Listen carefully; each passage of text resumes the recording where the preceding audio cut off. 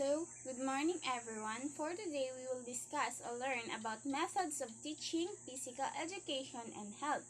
First, be seated properly and listen carefully in my discussion. Let's proceed to the first method, which is the direct teaching method. In this method, in which the instructor stands in front of the class or group and lectures or advises so as to teach a piece of information.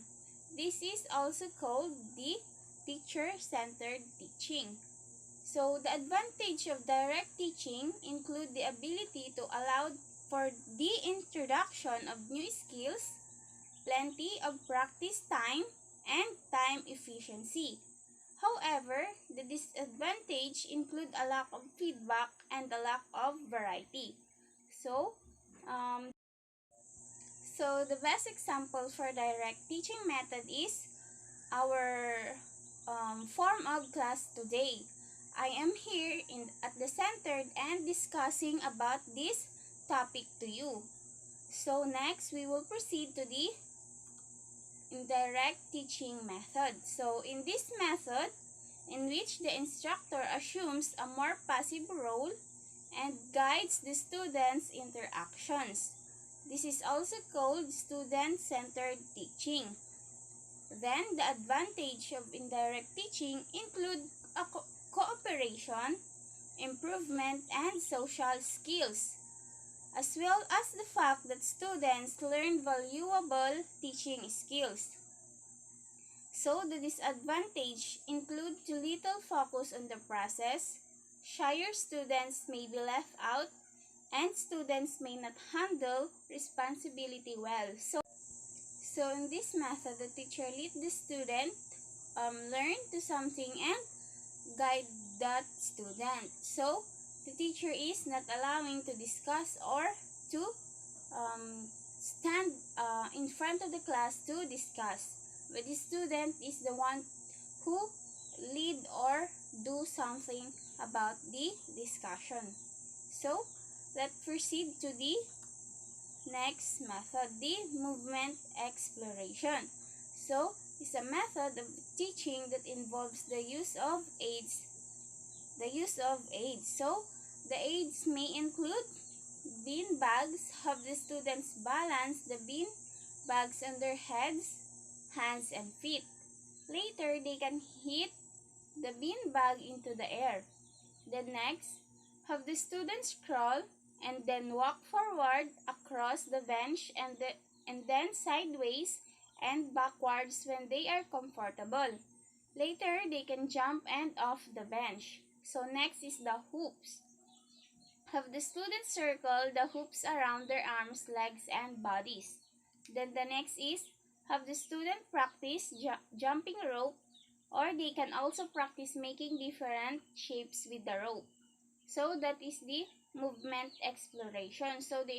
The skills in body physical fitness will use in this kind of method.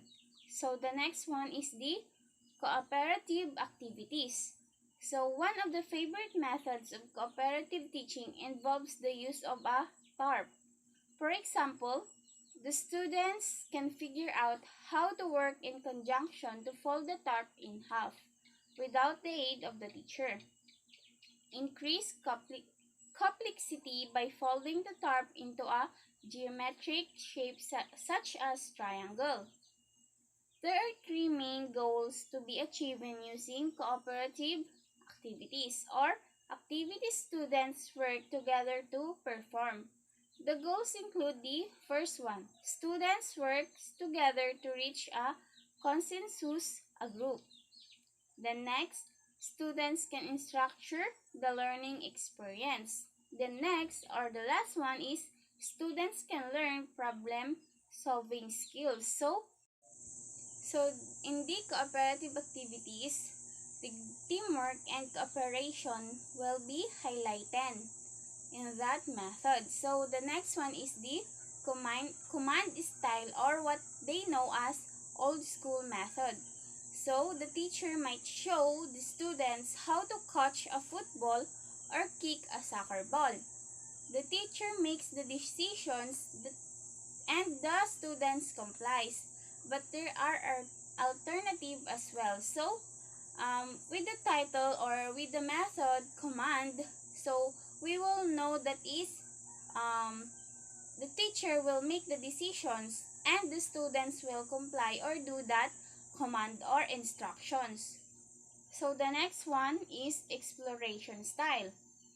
The instructor set up the equipment and then allows the students to move freely on their own. The instructor still has to monitor for safety and should also ask good questions pertinent to the movements and skills of the students. The instructor also has to watch for difference among the talents and abilities of each student. So, in exploration style, the best example of this is when I let you play.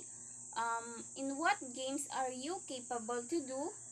But I will watch for you, or I will watch you for your safety and monitor your skills or abilities while doing the games or activity you want to do.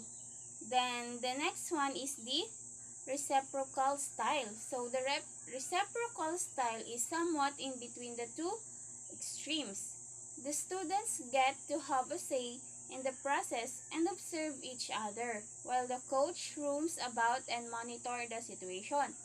So you will have a pair and you will critique or observe each other, but I, as your teacher, will monitor what you are doing and if your activity is going with the flow. So that's the last method of teaching physical education and health. So I hope you learned something about our discussion and retain it when you needed it in your future courses or future pathways. So that's all. Thank you for listening and see you tomorrow.